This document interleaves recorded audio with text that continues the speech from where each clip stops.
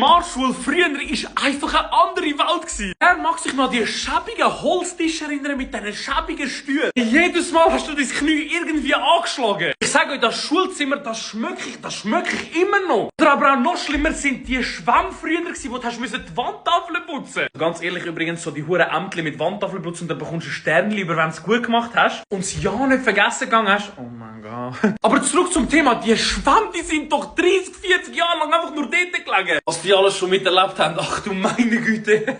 Das Beste war, wenn früher hast du deinen Nachbarn fragen, hey Bro, hast du mal echt einen Spitzer? Mein Spitz ist eben kaputt gegangen vom Bleistift. Du bist erst mal so ein halbes Jahr lang dran, den huren Bleistift immer so zu drehen. Und die Lehrer oder die Lehrerin immer so, ey, aber Max, das willst du bitte den Güssel, das kommt nicht einfach unter dem Tisch, hä? Ey, aber wenn irgendjemand vorhin Stabilo hat, okay, ich nehm's zurück, sorry, Bro. Du bist einfach der heftigste von dieser ganzen Klasse. Und irgendwann mal später sind die Stifte gesucht, die du hast schreiben können und plötzlich hast du einfach den Stift umdrehen und ausgümmeln.